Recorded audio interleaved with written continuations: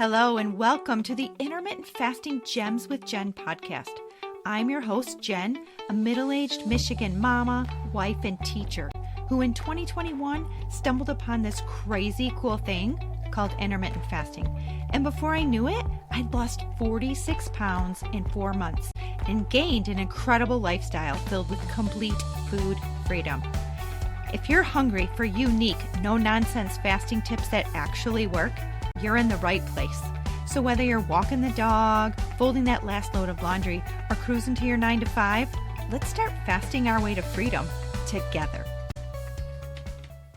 Today we're chatting with Mark from Olympia, Washington. And Mark is actually Uncle Mark to me. And you will notice he has a bit of a Southern accent because he's lived many years. How many years have you lived in Alabama, Uncle Mark? 38 years. Oh, my goodness. Wow. All right. So he and my Aunt Claire came to visit us in Michigan a few times over the last 3.5 years since I started intermittent fasting. And a few visits ago, he started asking me about my fasting experience. He was talking to my husband, Barry, because he does some fasting too.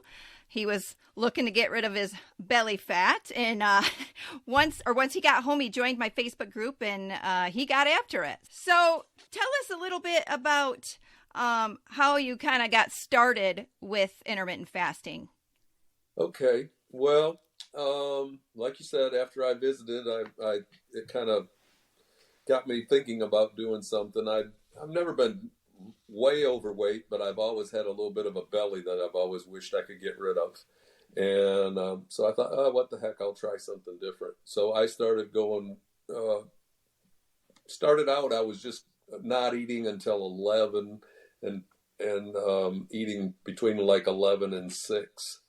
And I didn't see a whole lot of change right off the bat. Okay. And then after talking with you, I realized I probably needed to do like 18 hours of fasting. So I switched to 12 o'clock, and basically I eat between 12 o'clock and 6 o'clock, and then the rest of the time I don't. And it didn't take too long to get used to that. How long would you say about how long to get used to it? Oh, I'm going to say probably a few weeks, I guess. Okay, yeah. But the biggest thing, that helps me is being active, is doing something. If I'm sitting around all morning, I'm thinking about eating. Do that, as a rule. I generally get up and we sit around and drink coffee for a while. Usually every day I walk at least 3 miles a day. And when I do that, it basically kills my appetite. So it takes up an hour of my time and clears my head, and I don't think about eating until I'm done walking, and then I come home. Generally, I'll take a shower. By that time, it's close to noon, and then I start eating. So yeah, staying busy is such a great tip. You don't even think about it. I know when I was losing weight, I was teaching at the time, and so I was super duper busy. I did not even think about eating throughout the whole day. So if you could really pull out 3 of the biggest wins that you've had with intermittent fasting, what would you say those 3 biggest wins would be? Oh, let's see. Well, definitely the losing the belly fat. That was awesome. I didn't think I'd ever be able to do that because I just thought that was part of my DNA. Well, let me ask you, and I know you're not supposed to ask these questions, but you're my uncle, so I can. How old are you, Uncle Mark? I'm 66. 66. Okay. So, yeah. And I just wanted to stop you there because a lot of people think, once you hit 40, even, 50, losing that belly fat, and it is really hard to do for many, many people. So I think that's pretty impressive that you were able to do that. So, I'd say that would definitely be win number 1 at 66 years old. That's awesome. Yeah, I just feel better. I mean, I feel less sluggish. I know that I used to be in the habit of eating in the evenings, and I would go to bed and I notice I don't feel as sluggish as I used to feel. If I do break my fast. If we're out with company or we're, on vacation or something, and I do something out of the norm, I usually can tell a difference. I can feel Yeah, the difference, absolutely.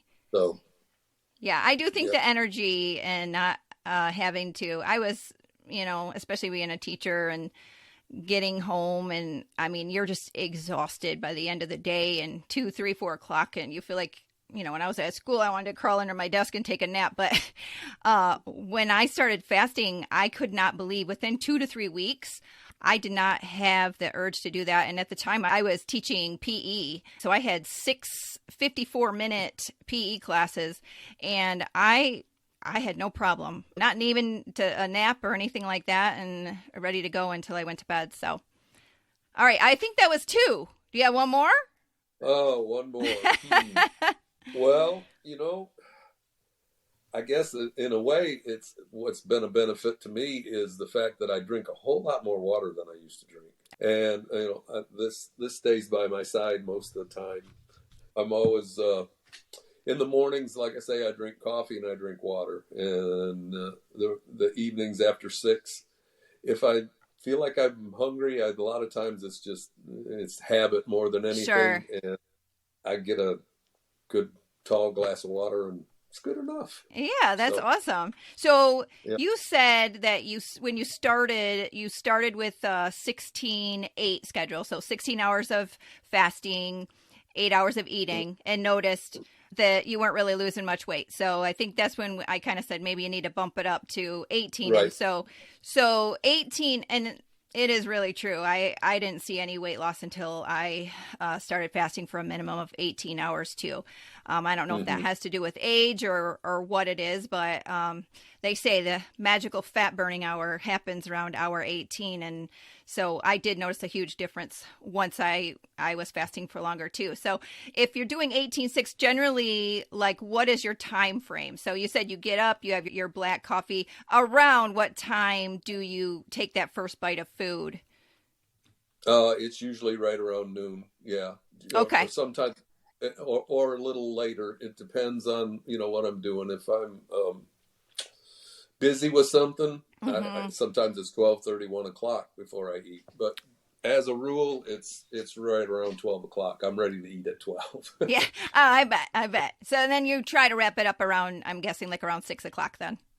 I do. We just Okay. kind of, Claire's been good about working with me, helping, we just try to eat at like 5:30, between Aw. 5:30 and 6, and then we're done, for the night. So she still snacks, but she needs to. So that's Yeah, good for her. absolutely. Good. Yeah. Hi, Aunt Claire.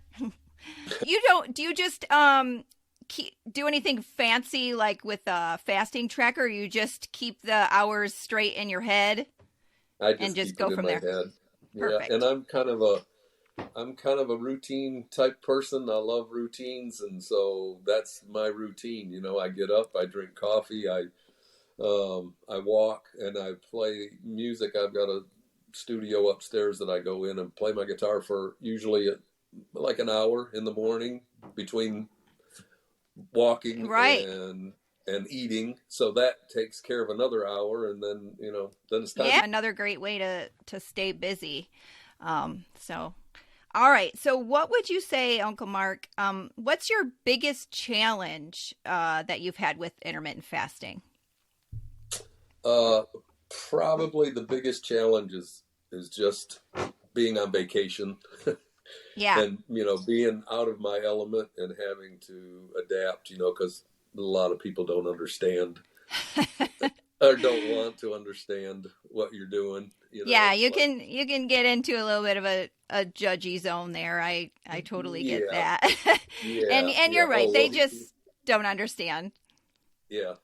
So that's probably the biggest thing. When I'm home, it's not a problem at all for me to stay on schedule. Okay. And I have to admit, I mean, I've lost down to my goal, and occasionally, if we're sitting around watching TV and I want a bowl of popcorn at 7:30, I have a bowl of popcorn. But that's the beauty of intermittent fasting, because I love it because it isn't restrictive, and you feel like you can have those treats, and you shouldn't deny yourself or deprive yourself. And like I said, I love it because I don't feel like I'm missing out on anything. And same thing here. If I love that air popped popcorn. Yeah. Make an extra bowl for the dog, and we're good to go. And Yep. but yeah, I'm not gonna miss out on that. So, Yep. but all right. So how about, I think you kind of talked about this already. So when you are fasting, you're just doing, you said just black coffee. Are you fasting clean as far as you're not putting any creamer or anything in your coffee? Right. Yeah. Okay. I used to, for years and years and years, I drank my coffee with cream in it or milk Okay. or whatever. Yeah. And so that was the first thing I did. I just switched to black coffee, and that really wasn't as hard as I thought it'd be. It just, you get used to something pretty quickly if you just You're stick right. with Just, it for yeah. a little I time. know that was probably one of the hardest things for me when I started, because I was very much a hazelnut creamer kind of girl, and that was really hard. But I don't know, on the recommendation of something that I read or something, I was sprinkling in some pink Himalayan salt, and it just, I don't know what it does, but it just kind of cuts that bitterness, and you can taste more of the actual coffee flavoring. And so I did that for a while until I got used to drinking it black, and now it doesn't bother me at all. I love Yeah. it. So Yeah. so black coffee, and did you say, is it just regular water, or do you do any like sparkling water or green tea or anything? No, it's pretty much just ice water. Okay. I just keep my my little cup full and carry it around with me, or if I'm in the car, it's with me, and it Right. seems to satisfy my Good. desire to. So have you ever done an extended fast, meaning have you ever pushed past that 18 hours? Not on purpose. Okay. Yeah, that's usually the answer. People, Yeah. you just get so busy, and then you're like, "Ooh, forgot to Yeah. eat." Yeah, But okay. if a lot of times, if I go out and play music with some guys, we play a lot of times in the mornings, and so it's like 11 o'clock on a Saturday. So it might be 1 o'clock or 1:30 before I get home. So I go a little longer on those days, but. Right. And you said you hit your goal weight. I think you told me when I saw you'd lost 12 pounds. Is that right? That's right. Yeah. I started out, when I saw you, I think it was last fall in September was when I was in Michigan. And at the time I weighed 175. So when I came home, I thought, I'm going to see if I can lose 10 pounds. Because what really irritated me was the fact that I had gone to the doctor, and you know how you always get the results of your visit. Oh, sure. And, Yeah. They put on there that I was overweight, and I thought, I am not overweight. What? Oh. But, yeah. So that stuck with me. But in hindsight, that may have been even earlier, because I think I did weigh more than 175. I was looking back at my driver's license that I got a few years prior. Yeah. And I actually had my weight listed as 185 there. So oh, really? I know I've been heavier than the 175. So anyhow, when I got back, then I started shooting for 165. So that was 10 pounds from where I was when I got home from Michigan in September. And the first 5 pounds came off pretty quickly. Yeah. And then it was like, oh, I don't know. It's just, I'm not getting anywhere. And then boom, just out of nowhere, I dropped down. So now, as a rule, I weigh like right at 163, between 163 and 165. So 10 to 12 pounds easily. And that is a huge difference. I've never thought of you as heavy, but you were getting I can say this because I'm your niece, but you were getting a little belly like my dad. Sure, love you, Dad. But I was blown away when I saw you just recently, a few weeks ago, and I thought, wow, that's really incredible in a short amount of time too. And my mom's fasted too. She's lost Yep. at 71, she's 73 now, but at 71 years old, she lost 31 pounds and she's kept it off. And so, yeah, Yep. I love it because there's hope for people at any age who are looking to just get a little healthier and find a lifestyle that, you really can stick to, that, like we said before, isn't depriving. So, and you're Right. satisfied. So, Right. Yeah, Yeah. very good. Well, I think one thing it does is it kind of points out to me how often I eat out of habit and how often I eat because I'm really hungry. A lot of Uh-huh. times you're just eating because that's what you're expected to do at that time of day. And I love that. I absolutely know that I have been 100 times better with really recognizing hunger cues. And that is something that intermittent fasting has absolutely taught me. It's taught me to be much more of a mindful eater.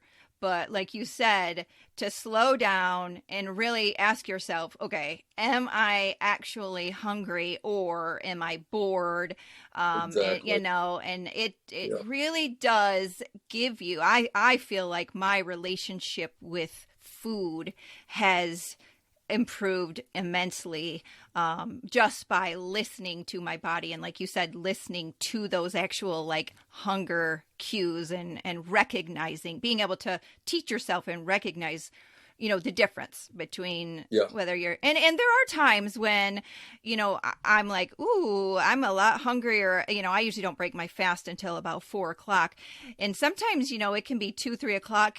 Most of the time I'm good to go, but sometimes my stomach is grumbling and I think I'm like starving, but usually I will go get a sparkling mineral water, plain, of course, so it doesn't break my fast. And I say, Yeah. okay, I'm going to drink this over the next half an hour. And if after 30 minutes, if I am still starving, then that means I'm hungry and I'm going to go get Right. something to eat and I'm going to break my fast Right. early. But 9 times out of 10, that does the trick, and then I'm good to go, and I'm not going to open my window until 4 o'clock when I normally do. So, Yeah. what do you like to sort of end your eating window with? Like, what's the last thing that you enjoy eating before you start into your next fasting period or fasting window? Well, I'll just kind of go through what I Sure. eat generally in a day. Um, my big thing is oatmeal. I love oatmeal. So at noon, I make a large bowl of oatmeal, Okay. and I put walnuts, I put raisins, I put whatever I have. Yeah. I put raspberries, strawberries, bananas. I don't put sugar in it. Okay. And I'll have that, and I'll have a piece of wheat toast, and that really fills me up for quite a while. Between 12:30, 1 o'clock, and 5:30 when we eat supper, I kind of snack on just mixed nuts. I love those. They're salted. I can't help it. I like them. I love them too. And so I eat quite a few of those. And I've found I eat a lot more fruit than I used to eat. That's good. Apples, or oranges. We're eating nectarines. We've been getting lately, and all that stuff just tastes so good and fills me up. I mean, it just satisfies me. They're such water-filled, foods too. Like the fruit is so good for that, and the nuts, they fill you up and are so good for you too. And then at supper time, we just eat like normal. I mean, what we normally would eat. We had enchiladas last night, and chips and salsa. And so I know for me, when I started fasting 3.5 years ago, one of the best things about it was I absolutely quit counting calories. For years, I had counted calories. If every stupid diet I was on, it was, I can only have 1,200 calories. But once I found this way of eating, it was so freeing because I have not counted calories in 3.5 years. And so I know, like, if you're going to have enchiladas or whatever, it is very freeing to just be able to have whatever you're normally going to have for dinner, which is what we do too. You know, we choose fairly healthy things naturally, but I am not going to spend my time figuring out how many calories are in the dinner, and I love that I don't have to, and I'm able to still maintain my weight without having to have that, you know, kind of diet mentality where I have to go in and worry. That I just know that I can eat what I want to eat. And stop, and I'm good to go, and I'm not going to gain the weight. So, yeah. I think that's what I like about this thing is it's just easy to do. It's easy for me personally. It's very not simple. A big sacrifice, and I don't have to keep track of a whole bunch of stuff. I just know when I can eat, and I eat, and when it's not time to eat, I don't eat. So. Yeah, I agree. It's very simple. So I think you kind of answered this next question I have for you. I was just going to ask you about exercise and the ways that you like to stay active and move. But you said you walk with Aunt Claire. Is that right? Yeah, we try to walk every day. In fact, how far do you guys usually walk? We walk just over 3 miles every day. Okay. So, and did you say you do that in the morning before you break your fast? Right. Okay. Yeah, usually it's like around 9ish that we go and walk. Oh, that's perfect. My general routine is we go and walk for an hour. I come home and play my guitar for an hour, and then it's take a shower. And now it's time to eat. So yeah. Oh, that's good. And I don't know, but I found that exercising, whether it's walking or lifting weights, exercising when you're still in that fasted state. You would think you would get tired, but the mental clarity and the energy that you get when you're in that state, for me, it's amazing, like how good I feel during my workout. And I tracked my weight loss, and I absolutely believe that it helps kind of move things along in the weight loss category if you do get your exercise in during, those hours that you're still fasting. So, because your body's still in fat burning mode, so it's kind of like a bonus. Did start a new exercise thing. I was playing pickleball a lot, and fun. So unfortunately, I kind of got Achilles tendonitis, and I haven't been able to play for about a month. But that's partially a typical Thompson trait. You like something, you do it to the extreme. Right, so exactly. I was playing like 4 and 5 times a week, couple hours a day, and I would play that in the morning. Okay. Before I broke my fast, and I haven't been able to play in a while, but I am able to get out and walk again now. So. Oh, good. Yep. All right. Well, Uncle Mark, we are almost ready to wrap things up. So since this is Intermittent Fasting Gems with Jen, I would like you, Uncle Mark, to leave us with your shiniest gem. So what is your very best intermittent fasting tip for success that you can leave our listeners with today? I guess I would have to say to get up and move and be active, because that really makes everything else that much easier. You don't think about being hungry. You're busy. It just it's what helps me. So that's an awesome tip. Yeah, I 100% agree with that. So I have had so much fun talking with you today, Uncle Mark. Thank you so much for hanging out and talking with us, and I'm super proud of you. I love you so much, and this was really fun. So keep doing that fasting thing, Uncle Mark. You're amazing. All right. Thanks. You too. Bye-bye. Bye-bye. Hey, thank you so much for choosing to spend part of your day listening to this episode of the Intermittent Fasting Gems with Jen podcast. If you think these tips could help a friend or a family member, please consider sharing this episode with them. And if you really enjoyed the show, taking a minute or two to leave a positive review would be so appreciated. Tune in for new 15 to 25 minute episodes released on the 10th, 20th, and 30th of each month. Episodes will feature solo shows filled with IF hacks that have worked for me, as well as episodes where I get to chat with fun folks of all ages who've experienced incredible success with intermittent fasting. If you have questions or want more unique intermittent fasting health and weight loss tips, tricks, and recipes, please visit my website and blog at sowhatifwithjen.com. Finally, we'd love to welcome you into our free intermittent fasting Facebook support group, So What If with Jen. Find all of these links in the show notes below. And as always, I hope you spend your day loving without fear and laughing until your cheeks hurt.